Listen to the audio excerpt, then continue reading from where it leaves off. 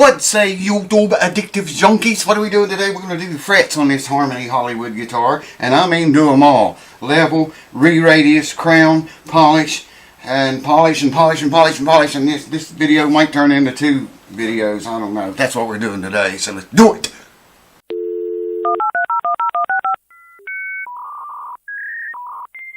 Now I know you already seen me put linseed on it and polish the frets with this semi-chrome and all that. But I talked to the owner. I was telling you about these little, I'll get the camera and bring you over here. I'll put the macro lens on and I'll show you. These frets has got grooves in them that run, you know, the way the strings run. And if you bend the string up over that, I would think you'd feel that. Yeah, some of them's really bad. Some of them doesn't even have it at all. Let me just get the camera and put the macro lens on and I'll show you what I'm talking about. Got on the old macro lens and it is a powerful lens. It's hard to hold still. But see this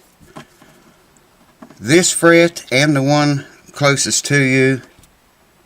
I hold my hand up there and try to block some of the light out. Maybe you can see it better.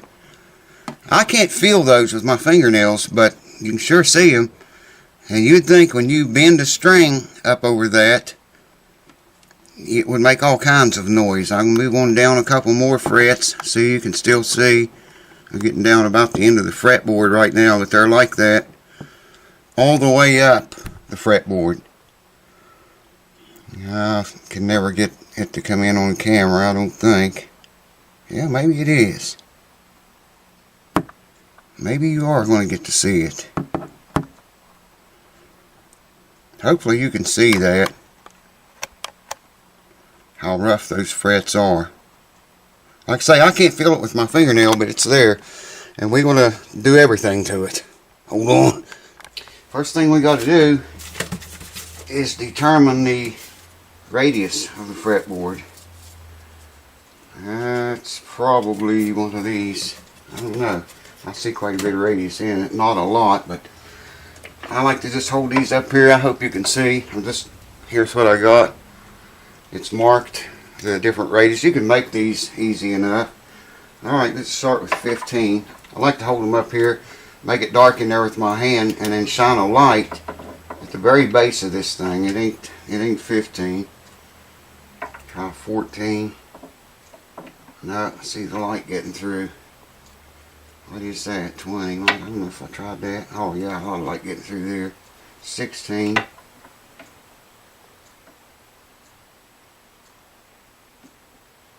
I believe that's it. Yeah. Let me try it up here.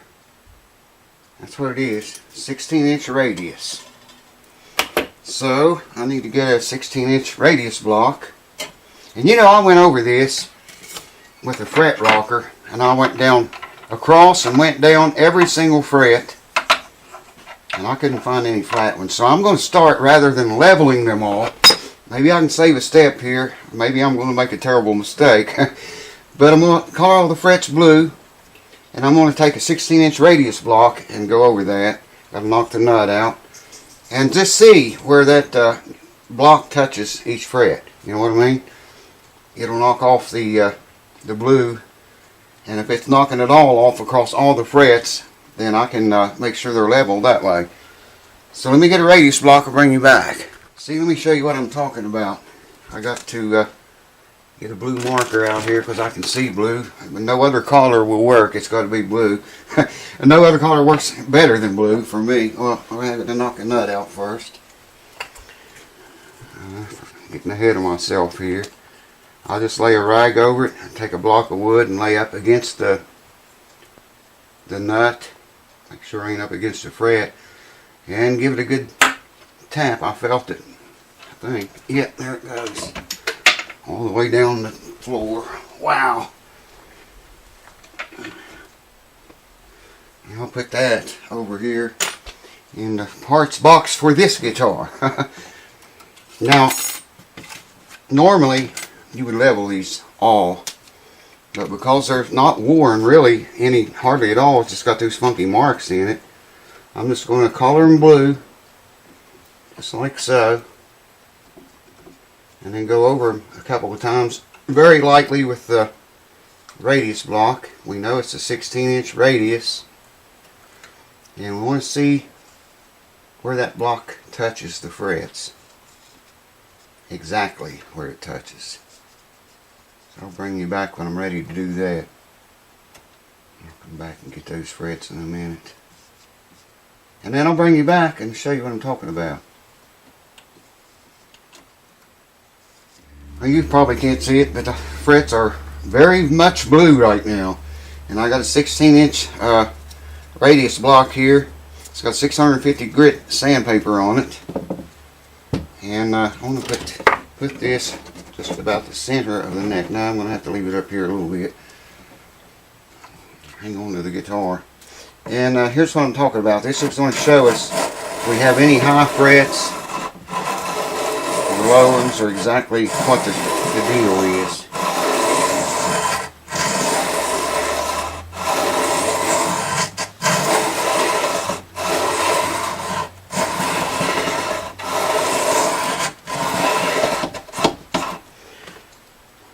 And it looks like we're touching every single fret, every one of them, down to these last two. It's hitting only in the center of the two. The two outsides are still blue. So that works. That's good, man. We know the frets are all level. It's taking the same amount just right off the top of them, except these last two frets down here, they're still blue on each side. Only removed a little tiny place in the center of them, but you're probably never going to play down there anyway. I doubt you could even reach that to play it there. So that's what I'm going to do now. I'm going to go over it again with that, one more time with that sanding block. Then I got all these strips of sandpaper out here. We're going to start and go through each one. God, I was telling the owner of this guitar how much I hate doing frets because I do them every day. Just about. But I guess that's how you get good at it. Hold on. I've talked about this a bunch of times before. Figured it'd be a good time to mention it right now. These files are diamond grit files. They are very, very expensive files. Now, if you order these, I ordered a medium, and it's way too big for most guitars. It's way too big for this one. And I had to order another one so I could send it back, but I kept it and ordered a couple more, in fact. They're large, must be for putting crowns on bridge cables, you know, these big, like the Golden Gate Bridge. Anyways, I'm going to use the narrow one on here. They're very nice and they're very fast files, but they're very expensive. So you have like a file here that's 150 grit right there, and then you have 300 grit right here. So you're getting two files in one. I'm going to start with the 150. Wow, if I can get the handle on it. Never was that hard to get on before. Let me zoom you in just a wee bit here. I'm not going to hold you up for much of this or make you stay too long, because this is really boring work, man. I guess it's maybe why I love it so much. I don't know.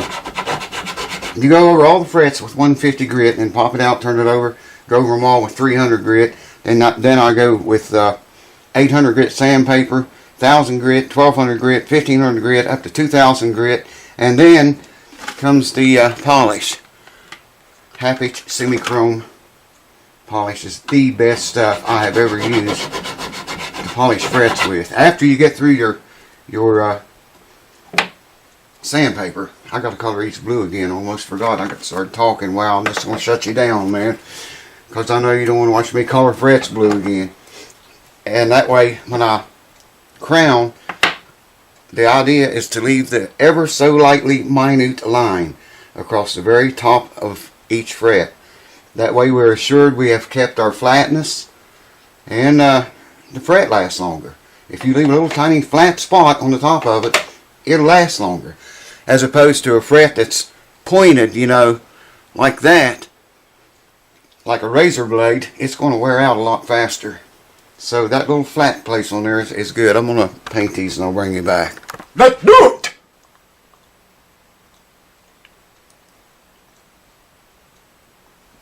Alright, we're colored blue again. Now, like I say, you want to watch this very close. Especially the very last time that you do this. That's already crowned. See that fast.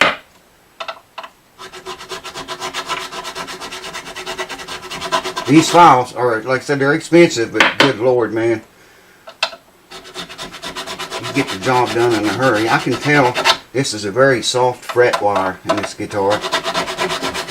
I can tell that. Here we go.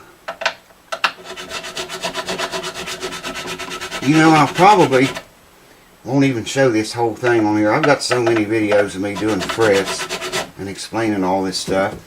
So probably what I'll do is go all the way down with this file, flop it over, go all the way down again, and just quit. Because I have a Gibson Melody Maker over there. The guy's going to pick it up tomorrow. I got to have it ready for him. I'm going to stick a rag up under here. And under here. Maybe the guitar won't rock so much. Get that a little bit more. Whoa, easy. See all these guys that take the fretboards up. I never did do that. I figure if I mess the fretboard up that bad, I can fix it. And they'll never know there was a mistake.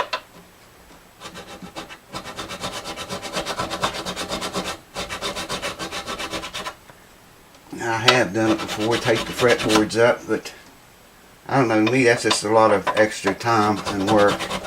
And time, my friends, as we all know, is moolah. How you cats doing? What's been going on in your worlds?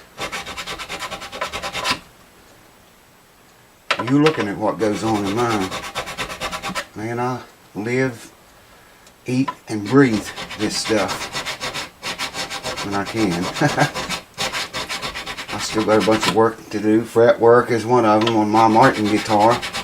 I'd like to show you all that old Melody Maker over there. Wow, that's a cool old guitar. 1962, I'm told. And it don't look very bad to be that old.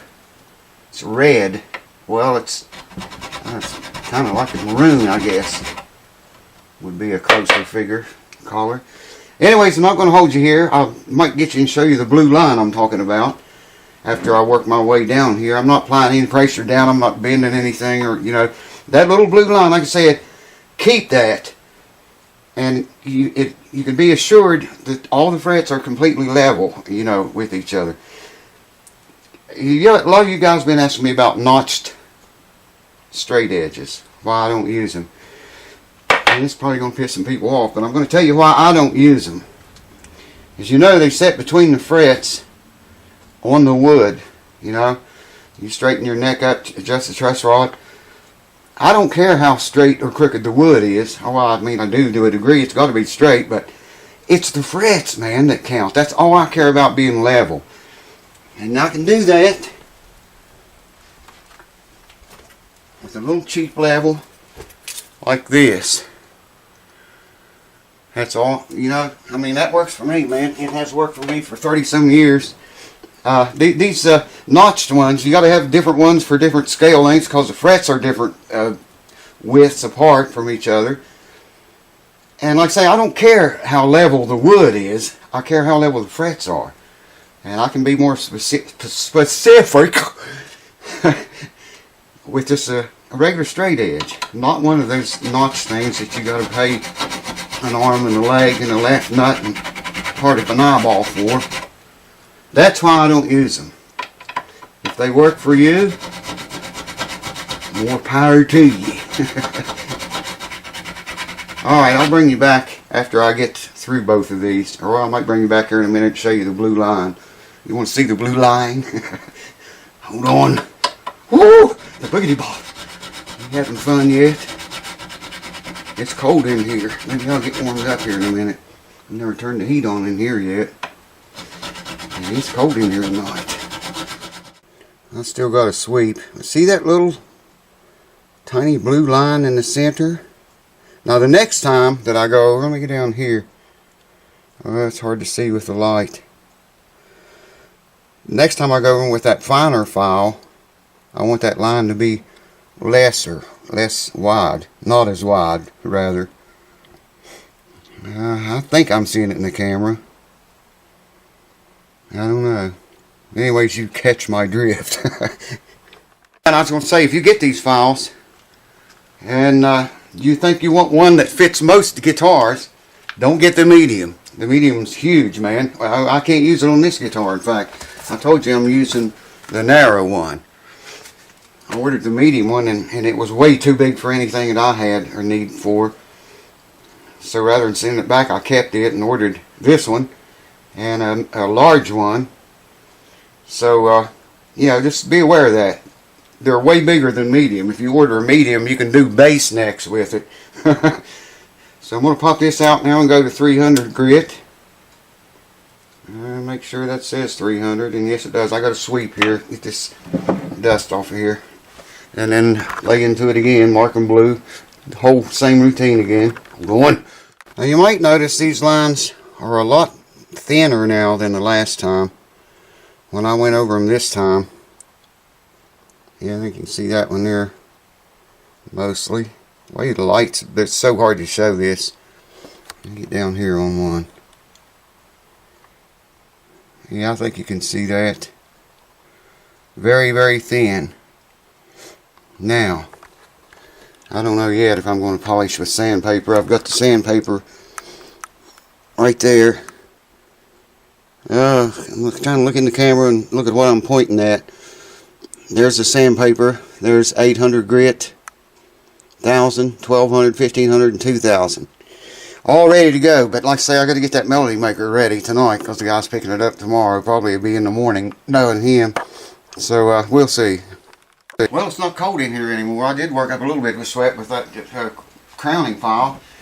They're all crowned now, and I'm going to call it right here because I'll bring it back up there and get finished with them and show you the finished product. If you want to see this guitar again, we'll set it up and play it.